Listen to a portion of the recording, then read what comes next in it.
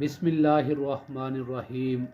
السلام علیکم ورحمۃ اللہ وبرکاتہ۔ ناظرین، آپ سب دوستوں کو ہمارے چینل میں خوش آمدید۔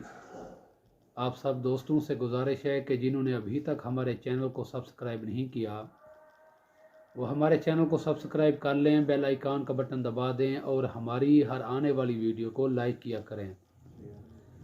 آج میں آپ سب دوستوں کے لیے ایک بہت ہی زبردست ویڈیو لے کر حاضر ہوا ہوں، جس میں آپ کو آقا کریم صلی اللہ علیہ وآلہ وسلم کی بہت ہی پیاری حدیث مبارکہ سناؤں گا۔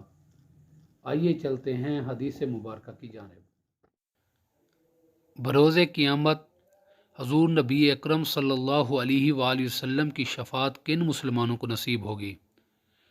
حضرت ابو موسیٰ اشعری رضی اللہ عنہ سے روایت ہے کہ حضور نبی اکرم صلی اللہ علیہ وآلہ وسلم نے ارشاد فرمایا، مجھے یہ اختیار دیا گیا کہ خواہ میں قیامت کے روز شفاعت کو چن لوں یا میری آدھی امت کو بلا حساب و کتاب جنت میں داخل کر دیا جائے، تو میں نے اس میں سے شفاعت کو اختیار کیا ہے، کیونکہ وہ عام اور پوری امت کے لیے کافی ہوگی، اور تم شاید یہ خیال کرو کہ وہ پرہیزگاروں کے لیے ہوگی، نہیں بلکہ وہ میری شفاعت بہت زیادہ گناہ گاروں، خطا کاروں اور برائیوں میں مبتلا ہونے والوں کے لیے ہوگی۔